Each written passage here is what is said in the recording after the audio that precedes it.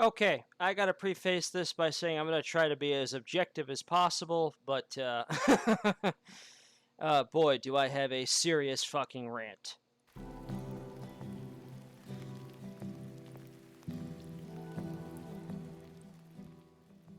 Alright, so, to start off with, there was the second trailer for RWBY Ice Queendom, dropped a couple days ago, and it gave a start time for the series, I believe, to be July 3rd. And then, literally, last night, Crunchyroll actually came out with the first 3 episodes. Now, I know that the whole thing has that's kind of a confusion thing there. And I heard there was some controversy about how it wasn't available on Rooster Teeth, even though Crunchyroll put it out on YouTube. Well, the alternate sites that I generally use for my viewing also got a hold of it, so I decided to go ahead and take a look. Ladies and gentlemen, well, I'll preface this by what it's about, and then I'll kind of get you the review, but you can probably hear the disappointment in my tone. So to recap, RWBY was basically kind of an action-adventure, at least that was the intended part, about cute girls with outrageously sized weapons fighting the forces of darkness in high-octane action combat, as done by one Monty an outstanding animator who did stuff like... I know... Haloid was the big one that I was introduced to, but I think there was also like a Final Fantasy version. I think it was Dead Fantasy or something like that. I can't remember, but he did that. He was picked up by Rooster Teeth to do some animation work for Red vs. Blue. I think the first was, which is Season 8, Season 10. It was basically the scene where the joke started with Agent Washington and the car. But that was, phenomenal, took everybody's storm. But Monty always dreamed of doing his own anime, and thus the concept of RWBY itself was born. That was the original premise. And so we started with the trailers, the red, white, black, and yellow trailers, and they were outright phenomenal. There wasn't much story in there, but that really wasn't Monty's style. For that, he brought in the writers at Rooster Teeth known as Miles and Carey. I don't recall if I think that was just their first name. I don't recall their last names. But he was apparently at a diner. He wiped something off on a napkin and looked over, and basically there was the map of Remnant, basically from a ketchup stain. And they kind of sketched out a rough idea on what they wanted to do. So there we were. And then RWBY kind of basically turned out to be one of the typical high school anime. Not that big a deal because it kind of helped with the world building context, especially considering the poor runtimes the series had.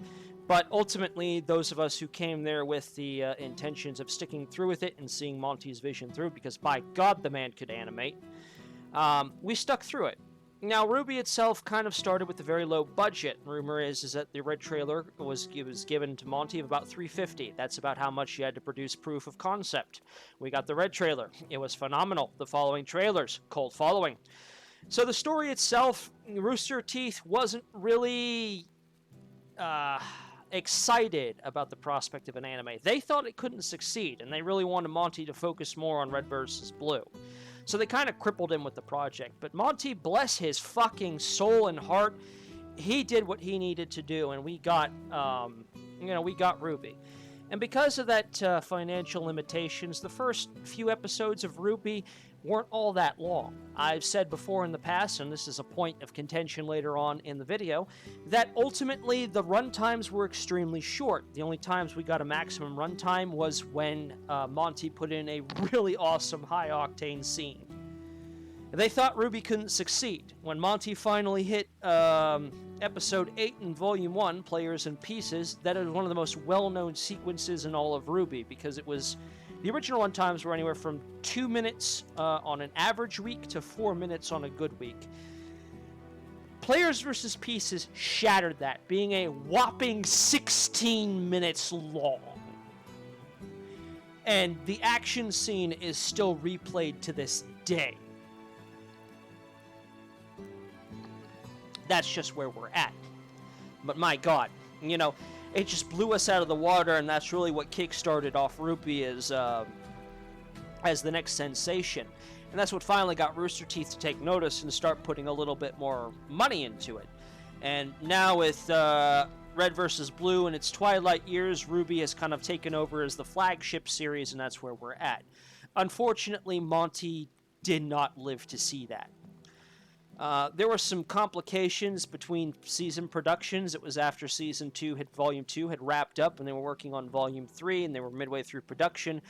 Well, when Monty's wife decided to adopt a cat, and Monty turned out was allergic to cats, so he had to go to the hospital, get a shot that would help him with his allergies. Unfortunately, there were complications, and Monty, bless his soul, passed away. That was kind of a dark day for all of us.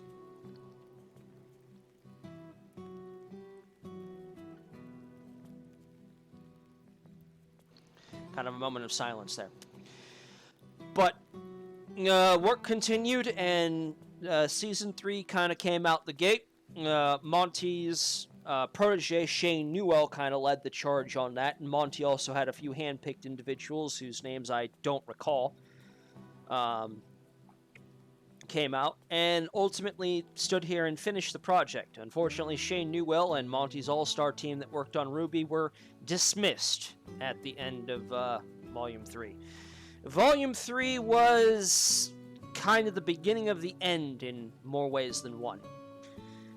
For those of us who've been around since the beginning, that's when it started to go downhill. The quality of Volume 3 was not the same as Volumes 1 and 2. One would argue that the story was possibly better, and they would continue on to say that the story was even better in Volumes 4 onward. I disagree. But that's because hindsight is 20/20 and all that. So I think if you guys really want me to kind of discuss this later on, we'll do this one. But let's talk about Ice Queendom, because that's what we're here for. So, the big question is Ice Queendom any good? Well, I will say this, because I'm trying to be objective, though I am going to go on a very angry rant later. First off, if you are a longtime fan and you are expecting this anime series to kind of deliver, since I know that's what a lot of people wanted to do, you're probably going to be sorely disappointed, and I'll get into that later. If you are a newcomer who is basically, well, a new fan that came in from Volume 4 onward, you're probably going to feel a little vindicated in saying that the story was absolute dog shit in the first couple of volumes. Look, alright, none of us here can necessarily say that it wasn't the greatest, and it wasn't perfect, but ultimately it was a lot better than the fucking shithole we got post Volume 5. Ultimately, I'd say, maybe you might feel vindicated, but whether or not you're actually going to enjoy it remains to be seen. If they do the way they do, and I'll get into that later on today, there's going to be a lot of future storylines that frankly will not line up and make sense, and that was the case with the original, so we'll see whether or not they actually do something new. If you're a newcomer to the RWBY series as a whole, yes, I do encourage you to go watch it. So that is kind of my ultimate determination, is that it's got possibility, and I do suggest at the very least you check it out if you're curious. So ultimately, yeah, go watch it. It's a watch. Now, I am going to get into some of the good parts about it and what made it there. The animation is not necessarily to the standard of Monty's work. It just isn't. But is it good? Yes, the animation is really good. It's very smooth. There's hardly any janks and misclicks or floating things or anything like that one. I think they managed to at least accomplish the weight. You're going to notice maybe a couple errors here and there. I noticed a glaring one where Weiss's earring was moving at the same mouth, and I'm sitting there like, what? But the action sequences are okay. The one thing that there is definite improvement over the trailers is that they don't have the camera so tight to the character. Thank God for that. They actually pulled it back and you can see more of the sequence. So that was that was something I hope was better. So the animation, it's good. It really is. The music, it fits well. Everything sounds pretty good there. And even though it's not the original themes from, you know, Jeff and Casey Williams, it doesn't sound out of place. And it does sound pretty good, all things considered. The voice acting was phenomenal. I actually watched the subversion, so I got to hear the Japanese voice actors. They were really good. There were a couple points of contention, mainly with the side characters. I'll kind of get into that one. Roman didn't sound as snarky as he's supposed to be in the English. But ultimately, you know, it's minor nitpicks. The side characters weren't as great as they should be, but the main characters and the main cast, the ones who get focused on, they're pretty good. So there's nothing too bad there. Art style. I cannot express enough appreciation for the art style. It is mwah, delicious. It's beautiful. It is a feast for the eyes. It is gorgeous.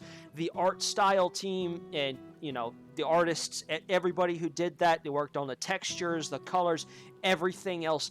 Cannot praise it enough. It is absolutely gorgeous, and it sticks to one of the primary principles of RWBY at its core philosophy. Color. Bright color everywhere. It's color as far as the eye can see, but it doesn't murder your eyeballs. Bright colors that just make everything pop. It's fantastic. And the attention to detail is really great too at most points. This is kind of a minor nitpick though for me, but this is something that I don't think everybody will be too bothered about. It just bothered me, which is why I kind of had to bring it up. When RWBY gets ambushed in the convenience store, where she's going out there to, you know, where we see her in like the first episode. They did have wrinkles in the clothing at night, and I don't know.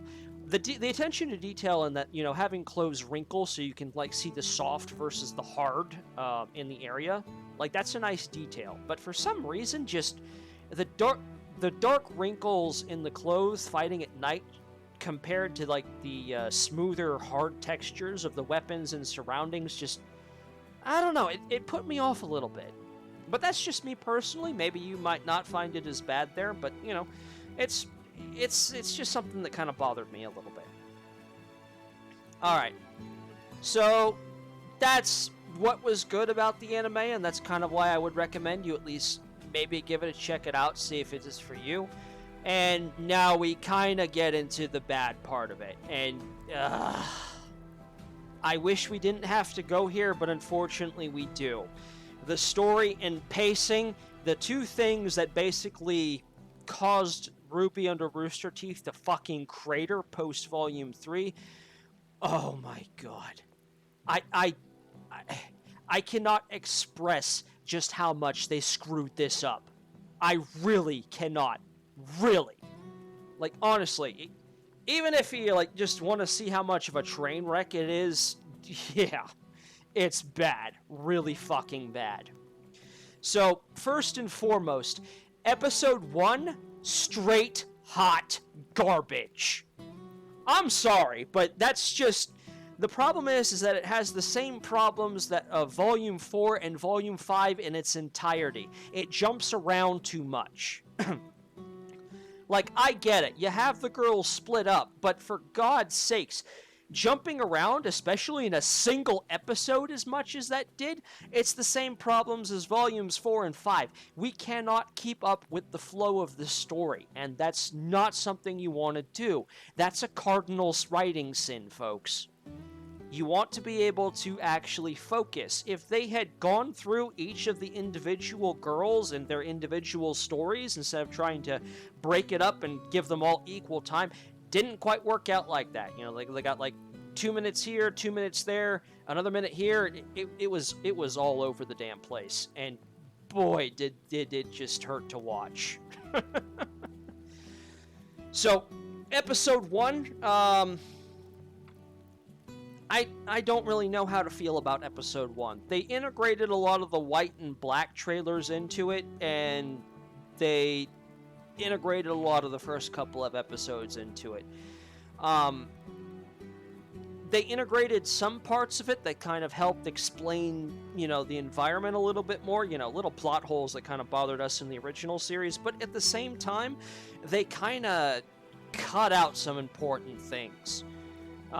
Case in point, we don't get to see the full fight between Weiss and the Knight, which it turns out that was literally a suit of armor being possessed by a Grimm that they captured and had to kill. And the Knight, after punches Weiss, just kind of stands there and does nothing, which, considering the Grimm are supposed to be like kill humanity at the slightest whiff of them, yeah, it made more sense if the Knight was kind of like one of Winter's constructs, or even just an automaton, which Atlas is well known for. And then, the black trailer where they had the robots come up, yeah, the robots were kind of set up as mooks, but they kind of had the original jump of surprise element in there, and they actually managed to fight for a few seconds to kind of pin down Blake and Adam. They didn't even put up any kind of a fight here. Oh, and the worst sin of all, they didn't put in the spider droid. I mean, what the fuck? They get to kind of the crate there, and then, Adam and Blake kind of had that conversation about it, and part of what made the black trailer kind of good in that instance on why Adam wasn't able to catch up to Blake was that the spider droid, Blake used it as a distraction to escape from Adam. Didn't have that here. She literally just walked out, cut the train, and Adam could have literally grabbed her, hauled her back in, and started beating her mercilessly if that was really the case. But it does kind of drive a point home where Adam is more devoted to the cause over anything. So it kind of, this idea in Volume 3 where Adam is this evil, possessive, jealous ex-boyfriend, lover thing, this scene kind of drives home the point that this should not be the case in wherever this goes. So already we're kind of seeing scenes in there that if the Japanese, remain consistent, that's not going to be a theme at all. It really can't be, because that scene just kind of drives home the point. Adam, was closer to Blake than he was even in the original trailer and did nothing. And even then, the White Fang lackeys show up and are like, "Sir, do we go after her?" And Adam says, "No, let reality sort her out," and goes back to business. So it does kind of reestablish Adam as the revolutionary gone terrorist, as he was supposed to be. And we get to see Blake a little bit more on how she got to Beacon in the first place. So they took some stuff out, they put some stuff in, kind of, I guess, cancels each other out a little bit. But this kind of hurts in the next couple of episodes. So episodes 2 and 3, just holy shit. Well, they were better as far as the flow goes, so they didn't have the problem of episode 1 of jumping all around the place. They focused primarily on our character protagonists and, their way of life and everything else in there. But I will say this. I think the studio committee has been watching me. And I say this specifically because I have, pointed out the issue with the run times multiple times beforehand. And I remember saying at least one point that if you kind of put it all in a binge format and you kind of ran it all together, you could literally run the entirety of Volume 1 in 3 episodes. Well, dear fucking God, someone apparently watched that, saw it, and took it as a challenge, because my God, they actually tried it. They sped run the entire volume in a preview. That's what this is. This is supposed to be a preview to get people interested. And holy shit, did they speed run it. They cut out a few extra things in there. I know some people might be happy to hear the whole Jean arc kind of got ripped out and replaced with something else. I personally think that this kind of showcases how necessary that was. Because what it did, it kind of drove home the point of, the teams having some growing pains. And they just kind of skipped over it at the neck-breaking pace they went at.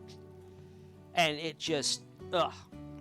Now, we have seen some elements, especially out of the second trailer, that there is something of an original storyline here.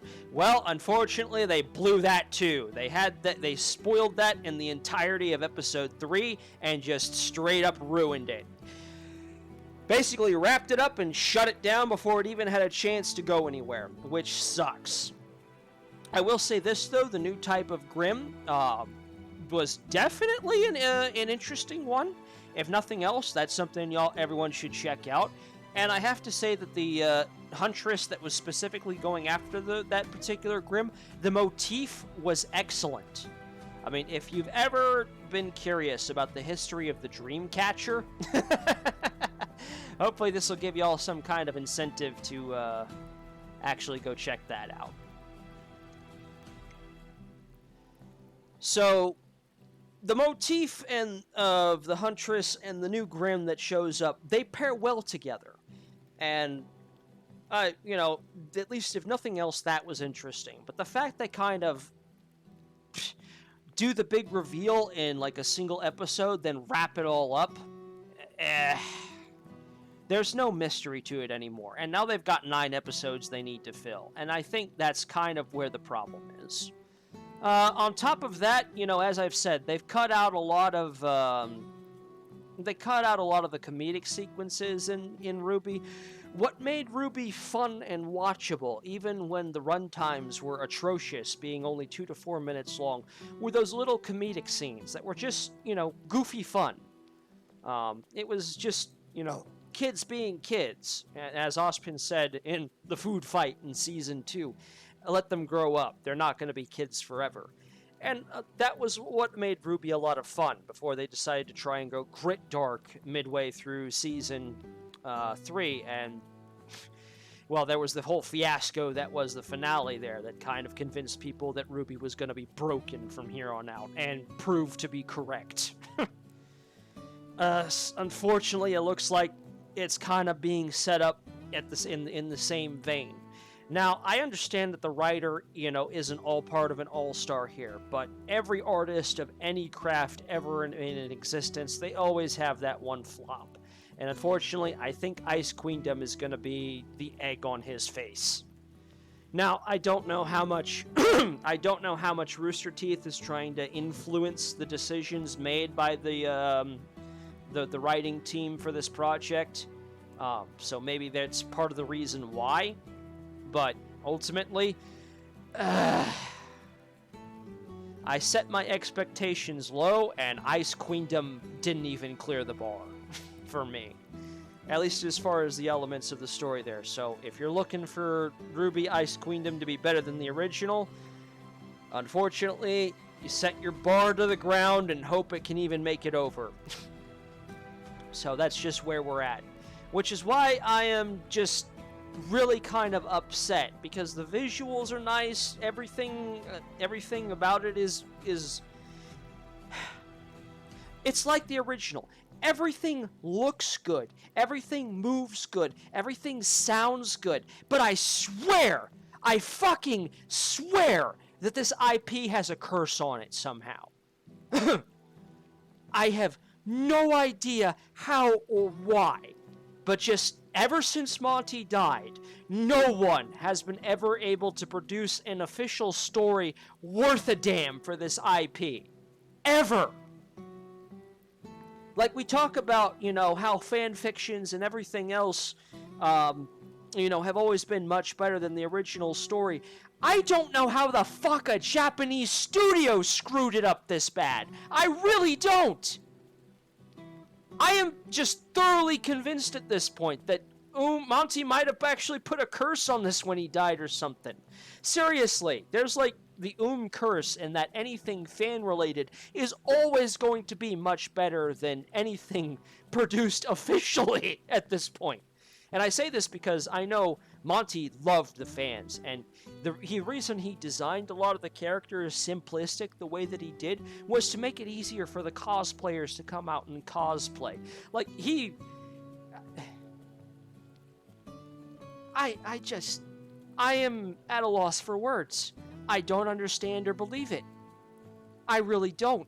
How can anybody working on this series in any sort of official capacity just continuously fuck up this poor franchise. I don't get it. Alright, well, that's Mad Hawk rant over on this end. Well, so again, ultimately, is it worth a watch? Yeah, it's worth a watch, but ultimately, if you're expecting this to reclaim the gory days of old, you're going to be disappointed. If you're new to the series, come and join us. Otherwise, I don't know. They got 9 episodes. I hope they turn this around.